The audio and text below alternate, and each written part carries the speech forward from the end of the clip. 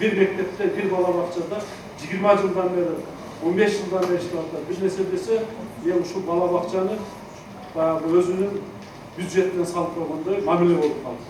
Жылдыр başka mektepke, başka balabakçaga da barıp işlep görürsün.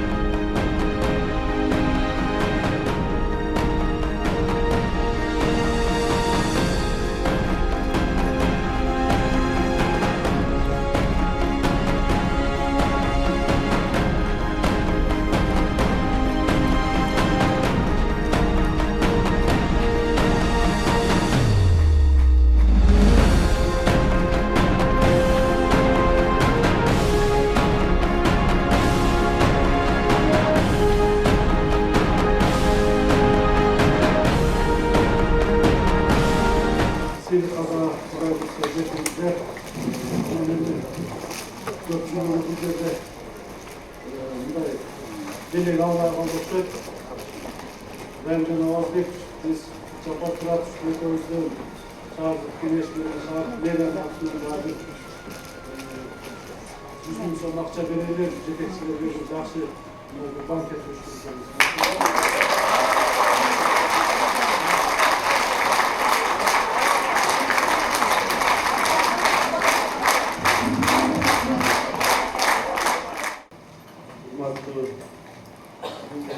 Mahkemelerin Ağustos Güneşmesi katışçıları, Umartlı Aydar Kamçıbeyev'in özüne Adılı Sanatlı, Umartlı Atıger Atalar. Bugün bir sisteması memleketimizin sosyallıklarına negizli üzerinde sanalar.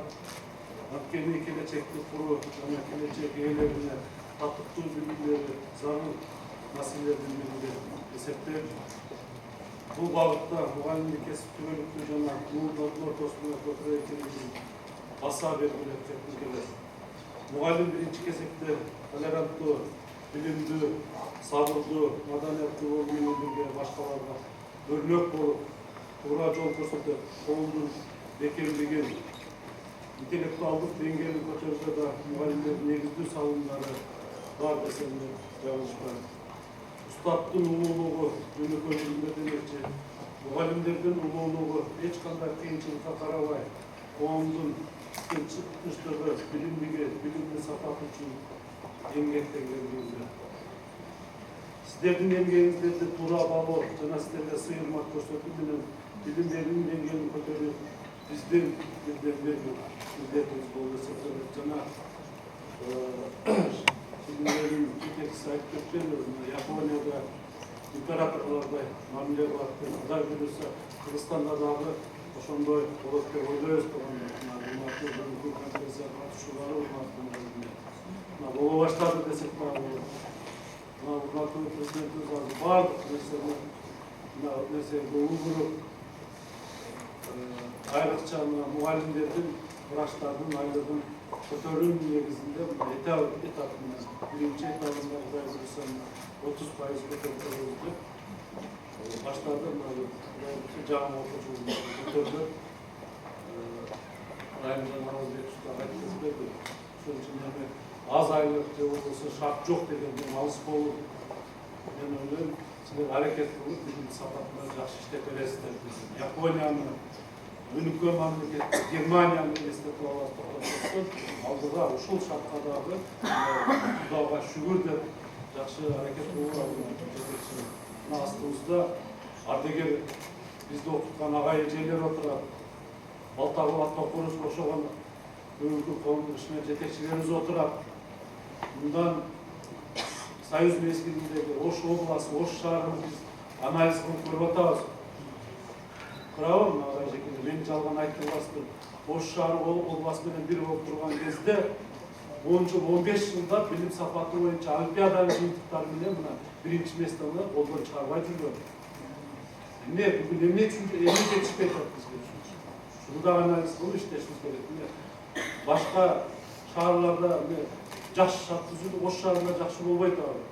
Ойлойм, урматтуу жетекчилер, бүгүн көп сөздөрдү айтайын деп эле, бирок майрамдык мамайды айтайын деп, мен ойлойм, кийинкиде коллегалар дагы коюп туруп, биринчи жаңы окуу жумушчуларга биз атайын коллегаларга карайбыз. Азыр жакшы мектептерди атап кетти, билим берүү жетекчиси атап кетти. Рахмат, мен дагы ошол жакшы мектептерге ыраазычылык айтамын. Тилекке каршы бул Алпыс кеңешмесинде эл артындагы жаман мектептерди, жаман көрсөткүч олимпиаданын ойдун жыйынтыктары менен жакшы ийгиликке жетпеген мектептерди да тилекке каршы атап койсоңуз болот эле да. Билсин, коомчулук, актив, ошол коллегалары барды билсин, кайсы мектеп жакшы иштеп атат. Мен былтыр Алпыс кеңешмесинде кайрылуу кылган жаңы келген шаар башчысы катары урматтуу президентибиз коррупция менен күрөшүн баштады. Көрүп атасыңар, мамлекетти башкарган адам, премьер-министрлер, жогорку кеңеш депутаттары, министрлер, жетекчилер бүгүнкү күндө колуна кишен салып түрмөгө келип атат. Түрмөдө отуруп атат. Мен кайрылуу кылган шаар башчысы катары таза туруп берейин, мен сиздерди колдоп берейин, бирок сиздер дагы таза иштеп бериңиздер. Кимге жакшы иштеген жетекчилерге материалдык жардам керек болсо, бизде резерв фонд бар, шаардык бюджет бар, Кудайга шүгүр. Биз жардам берели, шаардык кеңештин төрагасы турат, жапар турат, шаардык депутаттар турат, бул жерде отурушат. Биз жардам берели. Бирок тилекке каршы бүгүн элдин коомчулуктун сынына дагы эле кабыл атабыз да. Бала бакчаларда азыр электрондук кезек деп атабыз, бардыгы жакшы жолго коюп атабыз. Бизде бардык маалыматтар бар. Ким кайсы жетекчи кандай шот аштырып алып, ата-энелерден келип ана мына шотко төлөп кой дегенден да маалыматтар бар. Кимге тиешелүү болуп атат, өзүңүздөр жакшы билесиздер, мен аттыларыңарды бул жерде атабайм.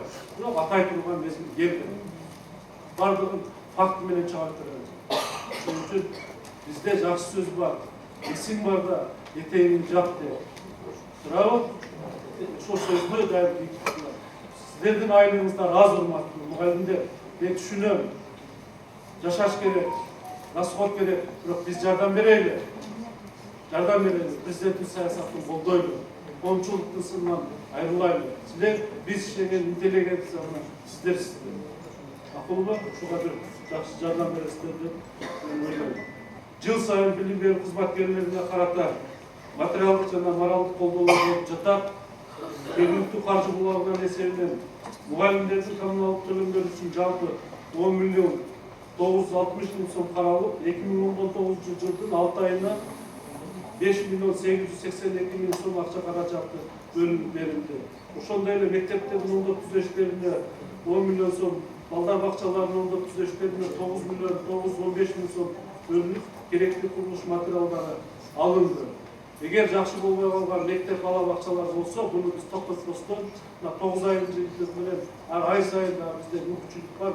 Мектептерге дагы барып атабыз, бала бакчаларга да келип кирип, барган жерде биз сөз колдоп, кичинеден болсо да жардам берип атабыз. Тилекке каршы көпчүлүгүнөн бара элекпиз, дагы барып өтүнүп, төрага менен депутаттар менен бирге бул ишти биз токтотпойбуз, урматтуу бүгүнкү конференциянын катышуучулары. Ошондой эле Кыргыз Республикасынын билим берүү жана илим министрлиги жана Ош шаарындагы тиешелүү кызматтардын макулдашуусу менен мамлекеттик жеке өнөктөштүк катары зарыл болгон аймактардан 12 жаңы мектеп курууга ылайыктуу жер участокторун ажыратып берилди. Билим берүү министрлиги дагы, жогорку кеңеш депутаттары, президентибиз дагы ГЧП деп атпайбы, Росстат партнерство деп Россиядан дагы инвесторлор келиш күтүлүп атат. Биз 12 мектепке жерлерди тактап сунушубузду билим берүү министрлигине бердик да. Кийин биздиге претензия болбосун, жерди бербей коюңуздар, жер жок деп койдуңар дебеске, 12 мектепке жерди таап ұсыныстарымызды бердік. Егер Құдайдан бардық, ушул ишке ашып жатырган болсо дагы кошумча 12 мектеп башталып болот. Бүгүнкү күндө негизги маселе балдардын билим сапатын көтөрүү жана тарбия иштерин жандандыруу деп эсептейм. Азыр 38% анализ кылып былтыркы жылы салыштырмалуу 2% же 0,5% өстү. Бул бизди канааттандырбайт, жетекчилер канааттандырбайт. Эгер жакшы карап келе турган болсо, аркага кетип атабыз. Ош шаары уят ушундай шартыбыз менен, ушундай мүмкүнчүлүктөр менен аркага кеткенбиз. Мен рахмат айтат элем, эгер жылдарда ушул 2-чи орунда туруп турсаңар, мен мынчалык ыза болуп же капа болуп сүйлөбөйт элем. Мени канааттандырган жок, мен ойлойм жалпы элибизге канааттандырган. Эми урушкандан, кейинден алыспыз, ушул айткандардан сындан мындай туура кабыл алып, мага дагы шаар башчысы катары эл айтабы, жетекчилик айтабы, кандай сынды айтса мен ага даярмын. Ошол сындарды туура кабыл алып, ошол сындардан жыйынтык чыгарып иштейбиз деп ошол үчүн жетекчи болуп отурат. Сиздер дагы ошол үчүн жетекчи болуп отурасыздар. Ошол мектептерде эч ким сиздерди мазмундап келип, ушул мектепке же бала бакчага жетекчи болуп бер деп суранган жок. Өз кааламар менен жакшы иштеп берели, балдарыбызга билим берели, сапаттуу билим берели деп аракет кылып иштеп атасыздар. Ошол үчүн мен ойлойм, дагы изденип, чыгармачылык менен иштеп, кийинки жылы олимпиаданын жыйынтыктарында, ноевтун жыйынтыктарын жакшы өткөрөсүздөр деп ойлойм. Ош шаарындагы билим берүү мекемелеринде окуу тарбия иштери талаптардын мыйзам чегинде аткарылышын жана 2019-2020 жаңы окуу жылына коюлган иш пландардын түзүлүшүн көзөмөлдөө максатында Ош шаарынын мэриясынын атайын буйругунун негизинде жумушчу топ түзүлгөн жумушчу топ текшерүүсүнүн жүрүшүндө билим сапатын көтөрүү боюнча башкармалык Султан Астарабынан системалуу иш алуу барылбаганлыгы да аныкталган. Райымжан Авазбекович, мен ушуну бүгүнкү протоколдорго киргизип, ротациялоо ишин тез арада мына жаңы окуу жылында бул нерсени түшүнүп ишке ашырыш керек. Бир мектепте, бир бала бакчада 20 жылдан бери, 15 жылдан бери иштеп атат. Бир нерсе десе, мен ушул бала бакчаны баягы өзүнүн бюджетинен салып койгондой мамиле болуп калды. Жылдыргыла башка мектепке, башка бала бакчага да барып иштеп көрүшсүн да. Ошол жерде коомчулуктун көзөмөлүндө болсун. Туура кабыл алууда макул. Бул тез аранын ичинде ротациялоону башташыбыз керек. Эгер катуураак айтып койсок, туура түшүнүү менен жыйынтык чыгарыңыздар. Мугалим өмүрлү дарак деп жакшы сөз бар. Жакшы окутуп, жакшы билим тарбия берип койсоңуздар, ошо сиздер окуткан балдар жакшы ийгиликтерге жеткенде сөзсүз өзүнүн окуткан ага эжекелерин эстеп, ошолорго рахмат айтат деген ойдобуз. Сиздер окуткан балдар жакшы ийгиликтерге жетсин. Дагы бир жолу ошол шаарыбыз өнүгүп өсүп бардык тараптар өңгөн өскөн шаардын катарында болсун, астында болсун демекчимин. Мамлекетибиз өнүгүп өссүн, мамлекетибиз өңгөн өскөн мамлекеттердин катарына кошулсын. Эң негизгиси стабилдүүлүк, тынччылык болсо мамлекетибиз сөз астыга жылат. Ошон үчүн урматтуу делегация, шаарыбыздын делегенттери, урматтуу билим берүү кызматынын жетекчилери, биз ишенген сиздерсиздер. Бүгүн дагы азыр сиздерге чейин Талас областынан келген 35 аксакалдар, аялдар кеңешинин төрайымдары, жаштардан келишти, ошолорду кабыл алып келди. Бүгүн Скөл областынан келип атышат 30га жакын аксакалдар. Бизден делегациялар ушул башка уландарга барып атышат. Эң негизги максатыбыз мамлекетибизде тынчтыкты, стабилдүүлүктү сактоо. Калганы баардыгы Кудай буйруса жакшылыкта, тынччылыкта өнүгүш. Ошон үчүн силерде мына шаарыбыздагы көп улуттуу элбиз.